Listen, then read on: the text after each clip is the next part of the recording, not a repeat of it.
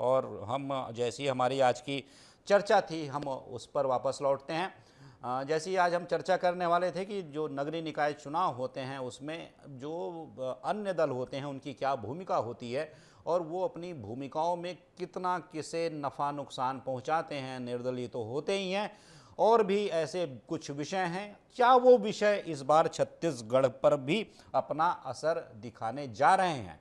तो छत्तीसगढ़ में बहुत जल्द नगरीय निकाय चुनाव होने वाले हैं। चुनावी पिच पर उतरने सियासी दल ने जोर शोर से तैयारियां शुरू कर दी है।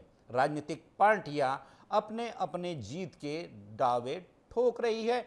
वहीं पॉलिटिकल एक्सपर्ट इस बार के चुनाव को कुछ अलग बताने की कोशिश कर रहे हैं। वजह ये बताई जा रही है कि इन चुनावों में अन्य दल हैं, छोटे दल हैं, वो भी अपनी प्रभावी भूमिका निभा सकते हैं। हालांकि ऐसी भूमिकाएं हम अलग अलग समय पर देखते रहे हैं जब इन दलों ने खासा प्रभाव डाला है। हालांकि पिछले वर्षों तक हम देखें जो मेन कॉन्टेस्ट होता है, उसके पहले भी हम देखें जो मेन कॉन्टेस्ट होता है, जो मुख्य मुकाबला होता है, वो भारतीय जनता पार्टी और कांग्रेस के बीच ही होता है। चाहे वो लोकसभा का चुनाव हो, विधानसभा का चुनाव हो या फिर निकाय के चुनाव हो। लेकिन कभी कभी ऐसी स्थिति बनती दिखाई देती है जब ये दल निर्दलीय किंग मेकर बन जाते हैं। पिछले निकाय चुनाव में भी बहुत से निर्दलीय बहुत से निकायों में किंग मेकर बने थे। तो इस बार क्या स्थिति होगी, इस पर आज हम चर्चा करेंगे अपने मेहमानों के साथ। पहले एक देख लीजिए हमारी रिपोर्ट।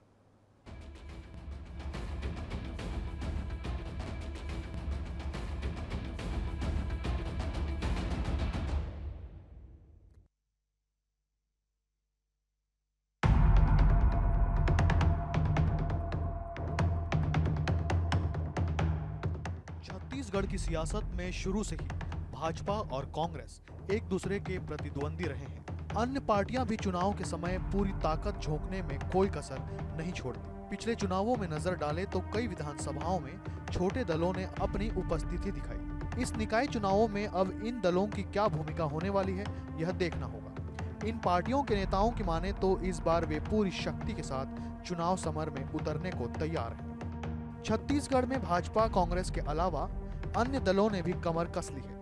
आम आदमी पार्टी स्वतंत्र रूप से निकाय चुनाव लड़ेगी। जनता कांग्रेस भी अपनी पूरी तैयारी के साथ मैदान में उतर रही है। निकाय चुनाव में आम जनता से जुड़े मुद्दों का सरोकार होता है। जनता सड़क, बिजली, पानी, सफाई जैसी चीजों का आंकलन करती है, उनके हिसाब से वोट देती है। ऐसे में कौन सी पार्टी के प्रत्याशी इन मुद्दों पर खरा उतरते हैं और क्या बीजेपी और कांग्रेस के बीच अपनी जगह बना पाते हैं, यह देखना दिलचस्प होगा।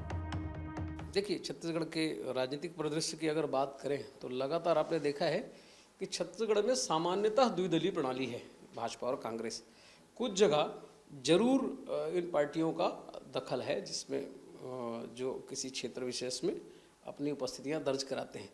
चूँकि नगरीय निकाय और पंचायत चुनाव बहुत छोटे स्तर का चुनाव होता है, इसमें पंच भी चुने जाते हैं, सरपंच भी चुने जाते हैं और पार्षद भी चुने जाते हैं। तो स्थानीय परिस्थितियों के अनुसार से कुछ न कुछ इनका दखल संभव है। राज्य में जो भाजपा की सरकार है वो बिना इंजन की सरकार है। डबल इंजन का दावा तो किया जाता है, पर जिस प्रकार से सरकार की कार्यशैली है, ऐसा लगता है कि ये सरकार किसी और के इशारे पर काम कर रही है, किसी और के कहने पे काम कर रही है। और नगरीय निकाय चुनाव में वर्तमान में बहुत सारे जो निकाय के परिषद हैं वह कांग्रेस की परिषद हैं, और आने वाले जो चुनाव होंगे नगरीय निकाय के, उसमें भी कांग्रेस की परिषद ही बनेगी। हमारा नगरीय निकाय चुनाव में 100% भूमिका होगी। अब बहुत दमदारी के साथ पार्षद का चुनाव, महापौर का चुनाव, पंचायत, पंच, सरपंच, जिला पंचायत और रायपुर दक्षिण का उपचुनाव भी आम आदमी पार्टी का उम्मीदवार लड़ेगा। क्योंकि आज भी जनता इस बात को समझ रही है, पछता रही है कि केवल अरविंद केजरीवाल और सत्येंद्र जैन और मनीष सिसोदिया जी को भ्रष्टाचार के आरोप में जेल में बंद रखा गया। सुप्रीम कोर्ट के आदेश के बाद ईडी के आदेश में ये हुआ था कि इनको जमानत दिया जाए, अंतरिम जमानत, फिर सीबीआई पकड़ के रख लिया। तो केवल भारत में अरविंद केजरीवाल आप पार्टी भ्रष्ट नहीं, भारतीय जनता पार्टी के किस नेता के घर कब सीबीआई या ईडी का छापा पड़ा है, लोग भ्रष्ट नहीं है। पिछले निकाय चुनाव में कांग्रेस ने बड़ी जीत हासिल की थी, जब प्रदेश में सत्ता भी कांग्रेस की ही थी। अब सत्ता बीजेपी के हाथों में है और ऐसा माना जाता है कि सत्ताधारी दल को ही निकाय चुनाव में सफलता का स्वाद ज्यादा मिलता है। अब यही देखना होगा कि क्या यह परंपरा इस बार भी वैसी ही होगी या कोई बदलाव होता है। फिर ऐसे में अन्य दलों की भूमिका कैसी होगी, बड़ा सवाल तो ये भी है। Bureau report, DA news plus.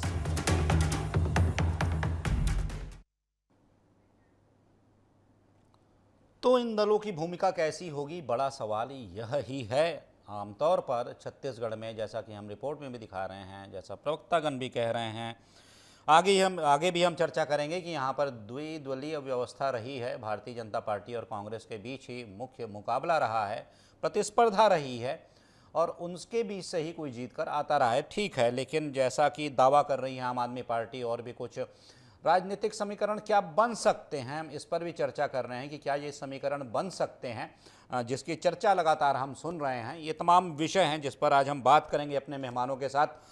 Gopal सामंतो जी हैं भारतीय जनता पार्टी के। गोपाल जी, आपका स्वागत है इस चर्चा में। जावेद खान जी हैं, प्रवक्ता हैं कांग्रेस के। जावेद जी, आपका स्वागत है। साथ ही साथ के शर्मा जी हैं, वरिष्ठ पत्रकार हैं, वो हमारे साथ जुड़े हुए हैं, लगातार वर्षों से देख रहे हैं निकाय चुनाव को बड़े करीब से, उनके समीकरणों को, उनके तमाम विषयों को, पेचीदगियों को, और ऐसे विषय जो कि समय समय पर बड़ी चर्चा में रहें। तमाम बातें होती हैं जिस पर हम बातचीत करेंगे अपने मेहमानों के साथ।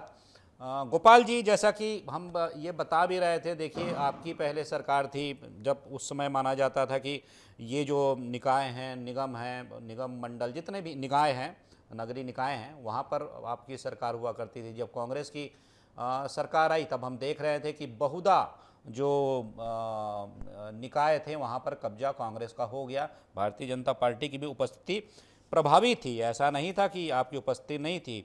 2840 पार्षद, कुल 151 जो पहला था फेज़, उसमें जो थे उसमें आपके भी 1131 थे। तो कुल मिलाकर ये कहा जाए कि जो शहरी सरकार की सत्ता उसके हाथ में चली जाती है, जिसकी प्रदेश में सरकार होती है, आमतौर पर ऐसी धारणा रही है। तो क्या अब ये परिवर्तन होने वाला है आपके पक्ष में, गोपाल जी? देखिए, भारतीय जनता पार्टी लोकतंत्र पर विश्वास करने की जी। जनता पार्टी की 15 साल की सरकार रही है छत्तीसगढ़ में, पूर्ववत भूपेश बघेल के पहले। जी। उस समय लोकतंत्र जिंदा था। लोकतंत्र नगरीय निकाय चुनाव में देखा जा सकता। आदरणीय के शर्मा जी भी है, पत्रकार है, बड़े पुराने समय से कवर करते हैं चुनावों को। जी हाँ। रायपुर महानगर में 2 बार कांग्रेस के महापौर बने भारतीय जनता पार्टी की सरकार के समय। जी हाँ। ना कोई दबाव की राजनीति नहीं होती थी, और इसीलिए हम प्रत्यक्ष चुनाव का रास्ता अपनाते थे और अभी भी वही अपनाने जा रहे हैं। तो कांग्रेस की सरकार थी, इन्होंने प्रत्यक्ष चुनाव से, उनको पता था कि प्रत्यक्ष चुनाव में इनकी हार हो जानी है, या प्रत्यक्ष चुनाव हरा लिए। डर, प्रशासन का डर, गुंडों का डर, बदमाशों का डर, इन्होंने सारे तरह के हथकंडे अपनाए 2019 के नगरीय निकाय चुनाव। और वैसा ही इन्होंने हथकंडे अपनाए त्रिस्तरीय पंचायत चुनाव। इसीलिए किसी दूसरे पार्टी, मतलब भारतीय जनता पार्टी और कांग्रेस को छोड़कर अगर किसी तीसरे पार्टी की बात करें तो उस नगरीय निकाय चुनाव में देख लीजिए या त्रिस्तरीय पंचायत चुनाव में देख लीजिए, वो बिल्कुल एब्सेंट हो। इतना बड़ा प्रशासनिक डर पैदा हो गया था, या इतना बड़ा प्रशासन डर पैदा कर दिया गया था भूपेश बघेल की सरकार में, कि लोग लोकतंत्र से भागने लग गए थे, लोकतंत्र से पीछे हटने लग गए थे। और उस काल में, उस काले कार्यकाल में, उस काले कालखंड में ऐसी अनेकों चीज दिखे, जहां इनके नगर निगम में इनके पार्षद कम होते थे, वहां भी इनके महापौर बने। जहां नगर परिषद में इनके पार्षद कम होते थे, वहां भी इनके अध्यक्ष बने। ये सारा चीज छत्तीसगढ़ की जनता ने देखा है, और इसीलिए आज देखिए भारतीय जनता पार्टी की सरकार आते साथ सरकार ने पहला निर्णय लिया नगरीय निकाय चुनाव में कि प्रत्यक्ष चुनाव में आदमी को 2 प्रतिनिधि चुनने का मौका मिलता है। एक शहर का प्रतिनिधि जो महापौर होता है या नगर पालिका का अध्यक्ष होता है, और एक उसका पार्षद। ये दोनों अधिकार वापस लोगों के पास भारतीय जनता पार्टी की सरकार ने वापस उनके पास पहुंचा दिया है, लोगों के पास। तो ये कांग्रेस ने तो छीना था, भारतीय जनता पार्टी ने वो वापस कर दिया। इसलिए गोपाल जी, मैं लौटता हूँ वापस। जावेद जी, आप सुन रहे होंगे गोपाल जी को, कह रहे हैं दबाव की राजनीति करते थे सर आप, इसीलिए प्रत्यक्ष निर्वाचन की प्रणाली को आपने बंद कर दिया और बहुमत का रास्ता अपनाया कि आप दबाव बनाकर अपनी सरकार बना पाएं शहरों की। गोपाल जी कह रहे हैं दबाव की राजनीति, भय की राजनीति। नमस्कार संजय जी, जी आपको, जी आपके सभी दर्शकों को, साथ ही मीडिया पैनलिस्ट को भी मेरे नमस्कार। जी। देखिए, प्रत्यक्ष चुनाव प्रणाली हो या अप्रत्यक्ष चुनाव प्रणाली हो, क्या अप्रत्यक्ष चुनाव प्रणाली अलोकतांत्रिक है? क्या असंवैधानिक है?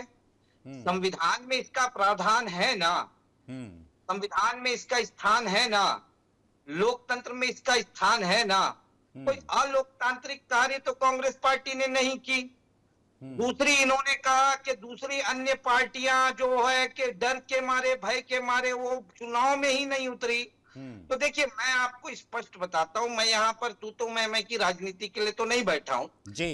नगर निकाय एवं जो त्रिस्तरीय पंचायत चुनाव जो होते हैं, उसके लिए सबसे बड़ी बात होती है जमीनी स्तर पर कार्यकर्ता और संगठन की।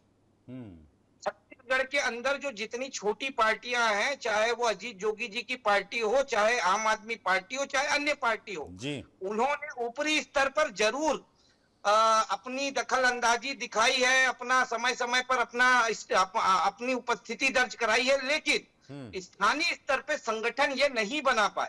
इसी वजह से कहीं ना कहीं नगरीय निकाय चुनाव और त्रिस्तरीय चुनाव में ये बहुत ज्यादा दखल अंदाजी नहीं कर पाते हैं। मैं इनसे पूछता हूं, अभी ये कह रहे हैं, अभी तो इनकी सरकार है, प्रत्यक्ष प्रणाली से भी ये चुनाव करवा रहे हैं, चलिए हम स्वागत करते हैं। क्या अन्य दलों को ये पकड़ पकड़ के ला करके हर पार्षद के सीट पर चुनाव लड़वाएंगे क्या? या त्रिस्तरीय में उनको दलों के नेता उतरवाएंगे? भाई, उनका संगठन होगा तब तो वो चुनाव लड़ेंगे। मतलब ये बचकानी बात, मतलब राजनीति में कुछ भी कह जाना, ये मेरे को तो मुझे पसंद नहीं है, तो मैं ये नहीं कहूंगा। दूसरी, देखिए, नगरीय निकाय चुनाव में आपने कहा जिसकी सरकार होती है राज्य में, उसका दबदबा होता है। जी बिल्कुल, यह अपन छत्तीसगढ़ में हमने सबने देखा है। इसीलिए कहीं ना कहीं 14 नगर निगम में कांग्रेस की सरकार बनी, 48 नगर पालिका में से 44 में हमारी सरकार बनी, 122 नगर पंचायत हमने जीते। आज की स्थिति, लेकिन मैं आपको स्पष्ट कह दूं कि यह जो सिलसिला चला आ रहा है, ये जो छत्तीसगढ़ का जो कारवां चला आ रहा है, जो एक जैसा होता है, ये टूटने वाला है, ये बदलने वाला है। उसके पीछे वजह यह है कि 450 रुपए सिलेंडर महतारियों को देने की इन्होंने बात कही थी, उसका आज तक कोई जिक्र नहीं कर रहे हैं। 18.5 लाख आवास के बड़े बड़े होर्डिंग जरूर लगा देते हैं, लेकिन विधानसभा में जब इनके मंत्री से सवाल पूछा जाता है तो वो कहते हैं कि एक भी आवास हमने आवंटित नहीं किया। इन्होंने उन्हीं महतारी बहनों से वादा किया था कि आपके परिवार से प्रत्येक व्यक्ति को नौकरी दी जाएगी, रोजगार दिया जाएगा। ओपी शर्मा, ठीक है, आप कुल मिलाकर ये कह रहे हैं कि मुद्दे स्थानीय होते हैं, स्थानीय व्यक्ति इस बात को समझेंगे। के शर्मा जी, जैसा मैं मूल विषय थोड़ा पूछ लेता हूं, क्योंकि मूल विषय में ये कह रहा था, ठीक है ये बातें तो हैं, ये बातें भी आएंगे इस चर्चा में, इन बातों के बिना ये चर्चा शायद अधूरी है। ये कह रहा था कि जैसा कि हम देख रहे थे, क्या आप अभी के परिदृश्य में ये देख पा रहे हैं, जो राजनीतिक परिदृश्य है, कि ये जो अन्य दल हैं वो किसी प्रकार की भूमिका में है?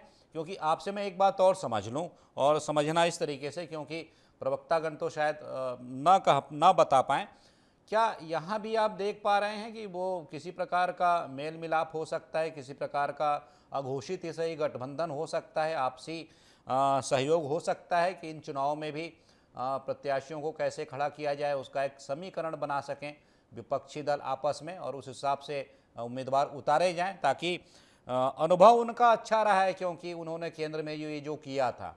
तो क्या ये संभव है यहाँ पर, शर्मा जी? जी देखिए, टेक्निकल इशू के कारण ऑडियो आपका तो सुन नहीं पाया। यदि एक आध लाइन में प्रश्न दोहरा देंगे तो ज्यादा बेहतर। मैं ये कह रहा हूं कि एक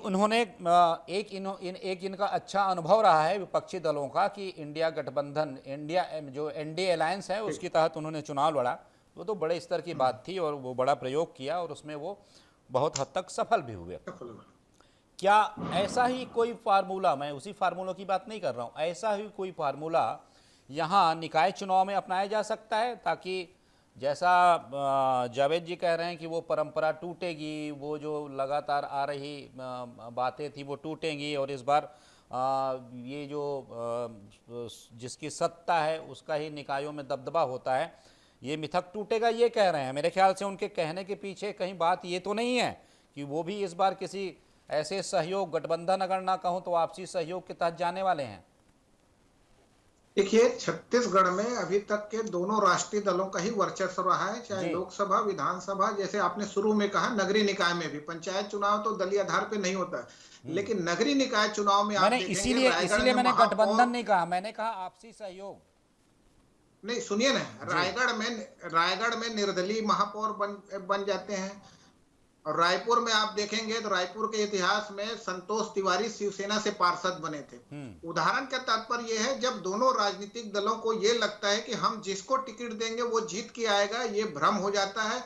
और जो इस जमीनी स्तर पर वार्ड में आम लोगों की जो समाज सेवा करते हैं, निरंतर संपर्क में रखते हैं, उनकी छवि यदि बेहतर है तो वो जीत के आते हैं, जिसके चलते हुए बड़ी संख्या में निर्दलीय पार्षद जीत के आते हैं। जो अभी देखेंगे कि निर्दलीय जीत के आए वो कांग्रेस में शामिल हुए, क्योंकि सत्ताधारी दल के पास MIC सदस्य बनाने के लेकर जोन अध्यक्ष बनाने के अवसर रहता है, और वे अपने वार्ड की सेवा के लिए किसी सत्ताधारी दल के साथ जुड़ जाते हैं। एक बार क्षेत्रीय दलों की स्थिति को देखेंगे तो विधानसभा चुनाव 2018 में 19% मत मिला था, जब जोगी कांग्रेस का अच्छा खासा वर्चस्व देखने को मिला था, बसपा के साथ मिलकर चुनाव लड़े। लेकिन अब आप देखेंगे इस बार जो स्थिति है, नोटा को 1.28% वोट मिला है, इससे कम सभी राजनीतिक दलों का केवल बसपा जो है 2.5% वोटिंग अपना जो बचा के रखी विधानसभा में। अभी की स्थिति में देखेंगे तो बसपा का यदि पकड़ आप देखेंगे तो जांजगीर चांपा में दिखेगा, हमर राज पार्टी का दिखेगा, तो आपको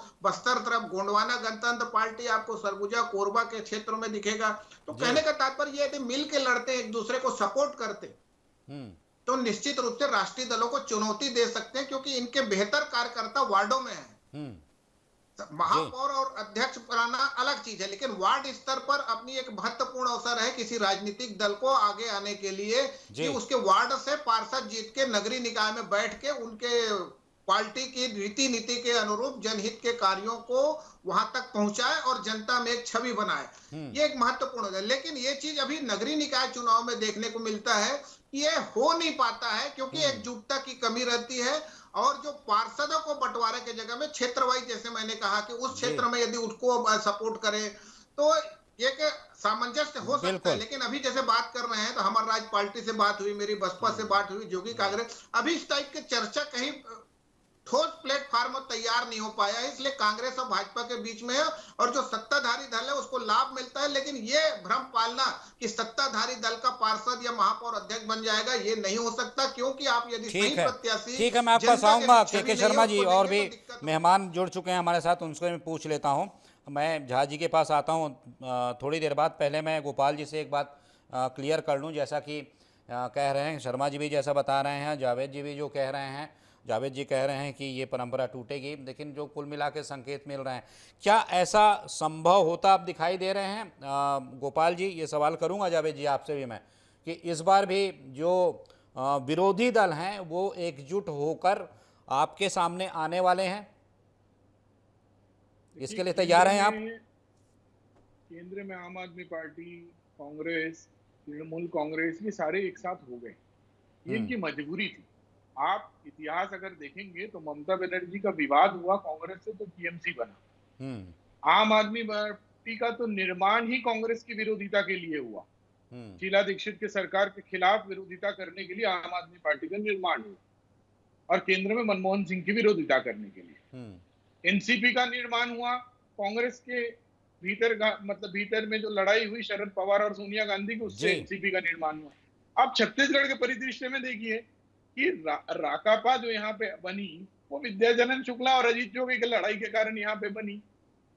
दूसरा अजीत जोगी और भूपेश बघेल की लड़ाई के कारण जोगी कांग्रेस बनी। अरे इन लोग आपस ही में लड़ते रहते हैं, इनकी कौन सी पार्टी इनकी है, कौन सी पार्टी इनकी बी टीम है, कौन सी इनकी सी टीम है, वो तो इनको निर्णय करना है। ये तो आपस में 3-4 गुट बना के आपस ही में लड़ रहे हैं।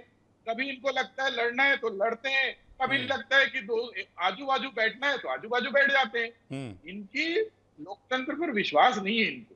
ये पोस्ट पोलिंग गठबंधन करते हैं, जी। अब आप सोचिए कि इनकी इनकी अब मुस्कुरा रहे हैं जावेद जी, आप सोच के देखिए, इनका नेता प्रतिपक्ष अधीर रंजन चौधरी को हराने वाला टीएमसी, अब वो टीएमसी को सपोर्ट कर रहे हैं राहुल गांधी। अब इनकी परिस्थिति में आपको भी हंसना चाहिए और सब लोग हंसते हैं इनकी परिस्थिति में। जावेद जी बता तो दीजिए, फिर इनसे मैं आप- जाता हूँ। इनसे जावेद जी जवाब दे और लीजिए, क्या आप भी हंस रहे हैं पूछ जी, सकते हैं, मुस्कुरा रहे हैं जावेद जी। देखिए, जो ये कह रहे हैं ना लोकतंत्र अलोकतंत्र है बोल रहे हैं, यही तो लोकतंत्र की खूबसूरती है। यही लोकतंत्र की खूबसूरती है कि गठबंधन में जब चुनाव लड़ते हैं तो गठबंधन में एक नियत बना करके, एक नीति बना करके चुनाव लड़ा जाता है। अब भारतीय जनता पार्टी क्या गठबंधन में चुनाव नहीं लड़ती? जावेद जी, इसे एनडीए गठबंधन में का, तो जावेद जी, गठबंधन जावेद है। जी थोड़ा मुझे भी समझा दीजिएगा, इसे गठबंधन का विरोधाभास ना कहा जाए, गठबंधन का विरोधाभास। नहीं लड़ते कांग्रेस से। कैसे गठबंधन का विरोधाभास आप कहेंगे? साहब कहीं आप साथ लड़ रहे हैं, कहीं आप चुनाव कैसे लड़े? एक दूसरे से लड़ रहे हैं, कहीं आप साथ लड़ रहे हैं। नहीं तो वो ऐसा मानस देखिए, कैसे बन क्या पाएगा, स्थिति- वो नहीं, कार्यकर्ताओं क्या में स्थिति- मानस क्या कैसे स्थिति बन तो पाएगा, एनडीए ये में भी समझना है। चाह रहा हूं मैं। नहीं, यह स्थिति तो एनडीए में भी होती है। जरूरी तो नहीं कि केंद्र में वो जहां पर साथ में लड़ रहे हैं तो राज्यों में और निकायों में साथ में लड़ रहे हो। जी। स्थिति तो एनडीए में भी यही बनती है। हाँ, बात अलग है कि एनडीए में जो दल होते हैं, तानाशाही तो चल रही है। चाहे वो भाजपा को देख लो, चाहे एनडीए को देख लो, तूती तो सिर्फ दो ही लोगों की तानाशाही की बोली जा रही है। दूसरा कोई तो कुछ बोल नहीं पा रहा है, गाल भी बजा नहीं पाते, तो वो चलिए, मैं दिखती नहीं। अभी झा जी भी नहीं जुड़ दिखती। चुके हैं, आम आदमी पार्टी से झा जी भी जो हमारे साथ फोन लाइन पे जुड़ चुके हैं। क्या मेरी बात हो सकती है अभी झा जी से? झा जी सुन पा रहे हैं आप? हाँ, सुन रहा हूँ आप लगातार चर्चा में जुड़े हुए हैं, आप सुन भी रहे थे, भारतीय जनता पार्टी और कांग्रेस के प्रवक्तागण हैं वो बातें कर रहे थे, आप भी, मैं सुन रहा था, आपकी भी मैं बाइट देख रहा था, सुन रहा था, तो आप बड़े विश्वास से दिखाई दे रहे थे, विश्वास से भरे हुए लबरेज दिखाई दे रहे थे, और आप ये कह रहे थे कि इस बार हम पूरी ताकत लगाकर लड़ने वाले हैं और देख लीजिएगा कुछ करके दिखाएंगे। झा साहब जी जी बिल्कुल, उसकी शुरुआत कल 30 तारीख को पूरे देश के हर राज्य के राजधानी में प्रदर्शन कर केंद्र सरकार की जो तानाशाही रवैया है, अरविंद केजरीवाल, मनीष सिसोदिया, सत्येंद्र जैन को जो जेल में बंद करने के लिए ईडी और सीबीआई का दुरुपयोग किया जा रहा है, उसका शुभारंभ करते हुए छत्तीसगढ़ राज्य के परिप्रेक्ष्य में छत्तीसगढ़ की जनता भाजपा और कांग्रेस दोनों से नाराज है। दोनों को छत्तीसगढ़ी में कहावत है, सबको चखा हमको चखो। अब एक बार आम आदमी पार्टी फिर से दमखम के साथ नरेंद्र मोदी के तानाशाही के खिलाफ, ईडी और सीबीआई के खिलाफ आम जनता के झा बीच साहब थोड़ा बताइएगा, यहाँ पर कांग्रेस का साथ नहीं लेंगे, कांग्रेस को साथ ही नहीं बनाएंगे, आपने केंद्र में बनाया था, यहाँ भी तो यहाँ है कांग्रेस ही। केवल लोकसभा चुनाव तक के था, कांग्रेस और बीजेपी से कोई समर्थन नहीं लेंगे, क्योंकि हमारा गठबंधन इंडिया गठबंधन केवल लोकसभा चुनाव के लिए था, और अब अपने अपने राज्य में अपने हिसाब से चुनाव लड़ेंगे, और नगरीय निकाय का महापौर सर अपने अपने राज्य में कह रहे हैं झा जी अपने अपने राज्य में कह रहे हैं, मैं आपकी बात समझ पा रहा हूं। अपने अपने राज्य कहने का मतलब ये है जिस राज्य में जिस पार्टी का ज़्यादा प्रभाव है, ज़्यादा उसका राजनीतिक आधार है, उसे अपना राज्य कहा जा रहा है। तो यहाँ तो कांग्रेस है सर, तो अपने राज्य में क्यों नहीं लड़ने दे रहे हैं उसे? क्यों यहाँ कांग्रेस है? 5 साल कांग्रेस ने क्या किया नहीं समझ में आ रहा है। महादेव सत्ता एक, कितना गिनाऊंगा मैं, कितने लोग जेल में बंद है, नेता लोग जेल में, अधिकारी लोग जेल में, कांग्रेस के लोग सब समझ गए हैं। और साहब देखिए, चुनाव का रिजल्ट आया, उसके बाद से चावल का रेट बढ़ गया, बिजली बिल, आज हमारे उद्योग के साथियों ने 170 प्रतिष्ठान को बंद रखा बिजली बिल के कारण घाटा हो रहा करके। शराब का बढ़ गया, दोनों पार्टी बोलती है शराब बंद करेंगे, और हमारा कलेक्टर जो है चखना सेंटर को एसी बना करके उसकी नीलामी करते हैं। लज्जा को भी लज्जा आती है, सब जनता समझ रही है, और जनता ये भी समझ गई बड़े ताकत के साथ में कि अरविंद केजरीवाल को केवल नरेंद्र मोदी के समानांतर वो नेता बन रहे, इसलिए उनको जबरदस्ती जेल में बंद किया गया। ठीक है झा साहब, क्योंकि मैं वही बात कर रहा था अभी, जावेद जी से एक विरोधाभास की बात कर रहा था, और अभी तो आप सीधे सीधे कांग्रेस को ही कटघरे में खड़ा कर रहे हैं एक और कहाँ वो सारी बातें बताकर, और आप कह रहे हैं कि हमारा इंडिया गठबंधन केंद्र में है और बढ़िया है, और यहाँ पर सीधे सीधे आप कांग्रेस को बिल्कुल कटघरे में खड़ा कर दे रहे हैं, और आप कह रहे हैं कि हम उसकी खिलाफत जमकर करेंगे, उसके खिलाफ चुनाव लड़ेंगे, कोई साथ नहीं देंगे। मैं इसी विरोधाभास की बात पूछ रहा था जावेद जी से उस वक्त, जिसका वो जवाब दे रहे थे। हालांकि उसका आपने बड़ा स्पष्ट जवाब दे दिया कि विरोधाभास कैसा होता है। के शर्मा जी, जैसा कि आप प्रवक्ताओं को सुन रहे थे, मैं अब चर्चा यहाँ पर समाप्त करूँगा, आपसे फाइनल कमेंट लेने के बाद, वो यह कि जैसा कि आपने सुना आम आदमी पार्टी के प्रवक्ता थे झा जी हैं, वो जैसा कह रहे थे, और भी जो दल हैं, निश्चित रूप से जो निकाय चुनाव होते हैं वहाँ पर चूँकि स्थानीय आधार पर एक व्यक्ति की अपनी छवि होती है, एक प्रकार का उसका अपना एक आभामंडल होता है जिस आधार पर वो अपने किए गए कार्यों के बदले चुनाव में वोट की मांग करता है, और कई बार वो सफल भी होता है, जो वहाँ पर बड़े समाजसेवी के रूप में या लोगों का हितकर माना जाता है। कई बार हमने ये देखा है। आपको क्या लगता है कि जैसा झा जी कह रहे हैं कि वास्तव में ऐसी कोई विपक्षी दलों की कोई रणनीति आपको दिखाई दे रही है जो कि भारतीय जनता पार्टी के खिलाफ इस बार एक साथ आने वाली है? हालांकि झा जी ने तो साफ कर दिया कि वो कांग्रेस साथ नहीं जा रहे हैं। देखिए, क्षेत्रीय दलों में जैसे अभी तक की जो जानकारी मिल रही है, एकजुटता का अभाव दिख रहा है, और उसके साथ ही इन लोग रीति नीति को जनता तक पहुंचाने के लिए हर एक राजनीतिक दल को चाहिए कि वो चुनाव लड़े, जनता के बीच जाए और अपने लोगों के बीच में अपने जो कार्यकर्ता है उनके मनोबल को बढ़ाते हुए एक अच्छे प्रत्याशी चुनाव मैदान में उतारे। यदि वो जीत के आते, मैंने पहले कहा कि सामान्य सभा में बैठ के जो वो अब ईमानदारी की बात करेंगे, जो जनहित की बात करेंगे, मूलभूत सुविधाओं की बात करेंगे, तो निश्चित रूप से उस पार्टी की छवि भी उस नगरीय निकाय में उभर कर आएगी। या नहीं तो केवल वोट काटने के हिसाब से यदि ये चुनाव मैदान में उतरते हैं तो निश्चित रूप से इसको फायदा जो है सत्ताधारी दल को मिलेगा। विपक्ष का वोट जो है वो कांग्रेस मान लीजिए अभी विपक्ष में है छत्तीसगढ़ में, तो वो उसका वोट कटेगा, इसका लाभ भाजपा को मिलेगा कहा जा सकता है। लेकिन कांग्रेस यदि इन सभी दलों को इंडिया गठबंधन का है जो राष्ट्रीय स्तर पर हुआ, उसको यदि आने वाले भविष्य के हिसाब से मजबूत करना है तो स्थानीय राज्य स्तर पर भी यदि इसको मजबूत करते चलेंगे तो आगामी लोकसभा विधानसभा चुनाव में इसका लाभ मिल सकता है। अन्यथा क्षेत्रीय दल यदि आपस में चुनाव लड़ेंगे तो वोट काटने के सिवाय परिणाम कुछ नहीं नजर आएगा। ठीक है शर्मा जी। तो जैसा कि हम चर्चा कर रहे थे, बहुत सारी बातें हुई, बहुत से ऐसे विचार आए, बहुत से ऐसे बिंदु और विषय है जिस पर कि हमने प्रवक्ताओं की राय ली, के शर्मा जी की राय ली, उनसे समझा, आप सभी से जानने की कोशिश की कि आखिर निकाय चुनाव को लेकर चल क्या रहा है पार्टी के भीतर आपके मन में। आपने बड़े स्पष्ट शब्दों में सारी बातें कहीं। आप सभी का धन्यवाद। गोपाल जी, आपका बहुत बहुत धन्यवाद सर। जावेद जी, बहुत बहुत धन्यवाद इस चर्चा में जुड़ने के लिए, और साथ ही साथ के शर्मा जी, आप भी चर्चा में जुड़े हमारे साथ, आपका भी बहुत बहुत धन्यवाद। तो जैसे ही हम बातें कर रहे थे और पूरे निकाय पर हमने एक विषय चर्चा की, जानने की कोशिश की, समय का अभाव होता है लेकिन फिर भी हर पक्ष को हमने छूने की कोशिश की कि आखिर इन निकाय चुनाव में विपक्षी दलों की रणनीति क्या हो सकती है, अन्य दल जो हैं, छोटे दल हैं, उनकी भूमिका कैसी हो सकती है, क्या वो कांग्रेस के साथ या हम कहें विपक्ष के साथ इन चुनावों में जा सकते हैं सहयोगी के रूप में, जैसा कि केंद्र में देखने को मिला था, या फिर वो इसी तरह एक दूसरे के सामने रहेंगे जैसा कि कई राज्यों में देखने को मिला। और जैसा कि आम आदमी पार्टी के प्रवक्ता ने कहा कि बिल्कुल कोई बात ही नहीं, हम तो अकेले ही लड़ेंगे। ठीक है, तो कुल मिलाकर जो तमाम विषय निकले, तमाम जो बातें निकली, और कुल मिलाकर जो अभी फ़िलहाल हम सार समझ पा रहे हैं वो यही है, और यही समझ में आता है फ़िलहाल कि भारतीय जनता पार्टी और कांग्रेस ही एक दूसरे के सामने होंगे चिर परिचित प्रतिद्वंदी के रूप में छत्तीसगढ़ में इन चुनावों में भी। तो आज की चर्चा में सिर्फ इतना ही। किसी महत्वपूर्ण विषय पर फिर मिलेंगे, फिर बात करेंगे। तब तक दीजिए इजाज़त। नमस्कार।